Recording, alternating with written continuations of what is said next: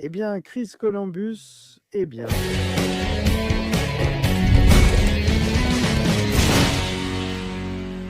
Le réalisateur des deux premiers, Harry Potter, Pedro Pozopo, ainsi que La Chambre des Secrets, a aussi soutenu le troisième film. Le prisonnier d'Azkaban a donné une interview aujourd'hui à Deadline. Et il a dit quelque chose d'un peu étrange, un peu comme ça, ok? Quel est l'intérêt d'une série Harry Potter? Quel est l'intérêt? Il a dit dans le podcast du magazine qu'il était un peu confus par le remake de la série télé. Il a aussi été frappé par la ressemblance du costume de Hagrid dans la série et le film. Il a dit: Je regardais CES Photo, il portait exactement le même costume que nous avions conçu pour Hagrid. Columbus a dit: Une partie de moi se demandait quel est l'intérêt. Je croyais que tout changerait, mais c'est pareil. Tout sera pareil. Waouh, Chris Columbus, waouh. Il a ajouté: C'est flatteur, car c'est exactement le costume de Hagrid que nous avons conçu. Il a créé le monde des sorciers, donc en partie c'est vraiment excitant. J'ai hâte de voir CE qu'ils vont en faire. En partie c'est une sorte de déjà-vu. Tu as aimé mon français? Et puis ils m'ont demandé: Hé Chris, mon ami, tu ne trouves pas que tu es un peu jaloux, là, de toute cette histoire et tout ça? Et là il a dit: Jaloux? Non. Il est temps d'aller de l'avant. J'ai toujours eu des problèmes avec l'idée de franchise. Je pense que j'ai déjà réussi. Je suis très fier de CES Film, des 3 premiers auxquels j'ai participé, et je passe à autre chose. Ah, Columbus, qu'est-ce que tu nous fais? Columbus? Non, d'abord, je veux parler ici. J'adore le travail de Chris Columbus sur les films Harry Potter. Il a été très important pour la saga. C'est sa vision qui a apporté ce monde, n'est-ce pas? Et bien sûr, celle de beaucoup d'autres artistes impliqués.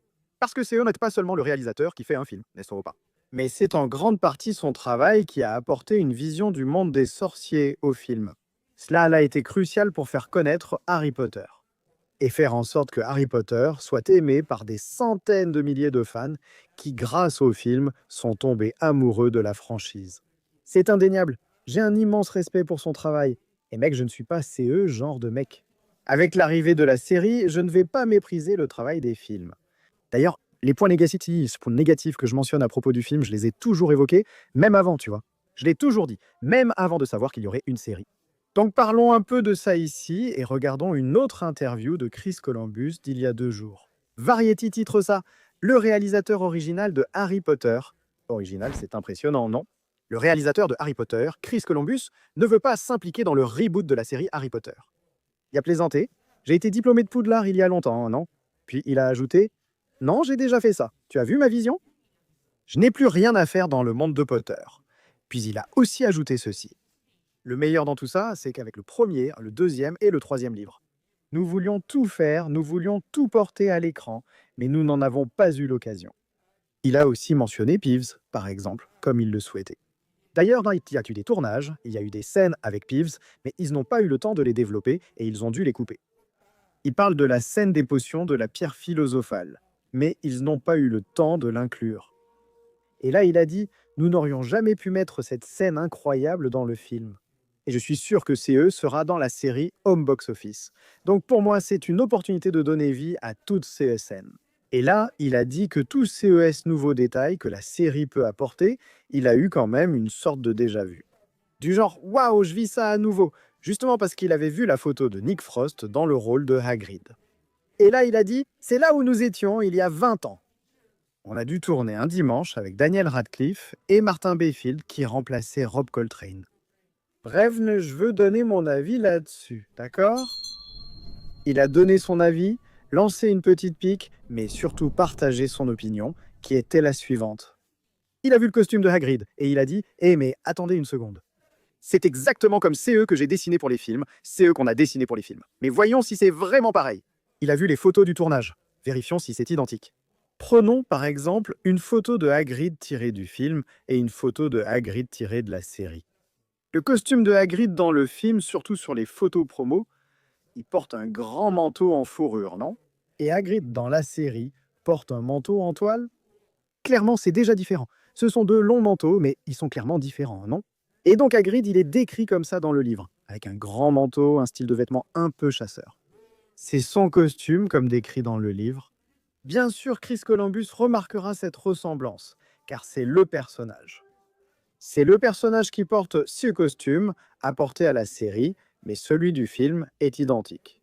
Je pense que c'était un peu exagéré, parce que CE n'est pas exactement pareil. Non, c'est la même chose, faisons-le ici. Bon, alors faisons un Harry Potter sans cicatrice, parce que dans le film, il y a déjà un Harry Potter avec une cicatrice. Tu vois là aussi la photo de Fred et George sur la plateforme 9 3/4 dans le film. Ils portent un manteau gris, un peu vert, complètement identique, pareil. Et là, tu vois le costume de Fred et George pendant le tournage de la série, complètement différent, vraiment très différent. Chacun porte un vêtement différent, les vêtements sont plus voyants, plus colorés. Le costume de Harry lors du tournage, notamment pour les scènes avec Hagrid, est différent, tu vois. Il porte aussi un vêtement plus coloré, la veste. Dans le film, non? Il porte une chemise à carreaux sur un t-shirt et un pantalon large. Passé au costume dans la série, il est différent. Mais bon, je pense qu'on ne peut pas trop s'éloigner de la caractérisation en elle-même, de la façon dont sont les costumes, hein, non? Parce que bon, c'est la même chose. À Poudlard, les élèves portent des capes. Et là, on ne peut pas trop s'éloigner de ce que le film a fait. Peut-on vraiment faire autrement, mec? Bien sûr qu'on peut, bien sûr qu'on peut. Ce sera différent. Mais ça va rappeler, tu comprends? C'est pas possible, c'est pas possible. Parce que ce gaz-là est simplement allé là-bas et c'est le premier qui a matérialisé ça dans un film. Avant, il n'y avait que dans le livre. Avec le film Poudlard, c'est la première fois que C.E. Château apparaît de cette façon. Dans la série, on va se dire waouh, Poudlard ressemble vraiment, ou ça rappelle Poudlard, non? C'est pourquoi certains ici n'aiment pas quand j'en parle. Pour moi, tout doit être différent, tout doit changer. Il faut changer la baguette, il faut changer l'uniforme, il faut tout changer. Ça à cause de ça. Bien sûr que ça va rappeler des souvenirs, mec, même si le costume n'est pas identique. C'est CE que j'ai pensé. Je vais être très sincère. Il a dit qu'il est jaloux de CE que les gars peuvent faire, non? En fait, il n'y a même pas de jalousie par rapport à CE qu'ils vont pouvoir faire. Parce que nous, on n'en a pas pu, non? À cause de la limitation de temps. Et puis bah après, il dit que ça n'a pas de sens, que ça n'a aucun sens, tu vois? On voit déjà que la série fait les choses différemment à cause de plein de petits détails qui sortent. Il filme dans l'école primaire de Harry, CU, qui n'était pas dans le film. Les gars ont annoncé la présence de Piffs. Ils ont déjà choisi des acteurs pour jouer les rôles des enfants. Des camarades de classe de Harry comme Lavande Brown, Parvati Patil. Tous ces personnages qui n'apparaissent que brièvement dans les films, tu comprends? Alors, mec, la série aura naturellement de la place pour montrer beaucoup de choses, pour en montrer plus que les films, parce que c'est le format du média, tu vois.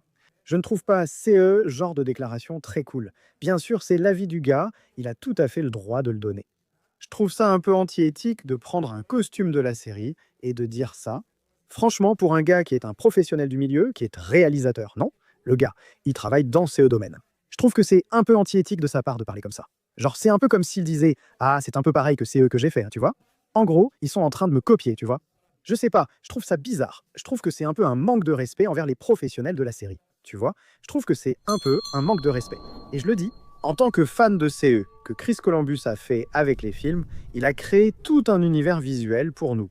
Un premier contact qui a été incroyable, ça a été incroyable, incroyable, incroyable. Tu ressens la magie en voyant les premiers films, n'est-ce pas? Les deux premiers ont des couleurs plus vives. Ensuite, l'histoire devient plus sombre, c'est génial. Mais mec, je ne trouve pas ces genre de déclaration cool. Je ne peux pas trouver ça bien, honnêtement. Dans l'interview, il a dit ne pas être contre ce reboot ni contre la création de cette nouvelle série. Il espère même vraiment que tout se passe bien. Et puis l'interview dit, regarde, l'interview dit exactement ceci. Écoute, mais cela ne signifie pas qu'il s'oppose au reboot de la série à la télévision. Il a récemment exprimé son opposition à refaire son classique de 1990 Maman, j'ai raté l'avion. Il approuve pleinement le retour dans le monde des sorciers. En fait, il est jaloux, l'interview le dit, hein, il est jaloux. Et puis il y a cette partie où il parle, n'est-ce pas, qu'ils vont réussir à faire tous c'est eux qu'on n'a pas fait et tout ça. Mec, je le vois déjà, c'est bizarre. Parce que les propres fans font déjà la comparaison. Inévitable, non? Du genre, ah, dans le film, c'est bien mieux, je sais pas quoi, blablabla. Mais ça venant du réalisateur, genre non, c'est nous qui avons créé ça. Mec, oui, vous avez donné la vision du monde magique dans le film, parce que vous avez été les premières personnes dans la scène des pas le dolit from non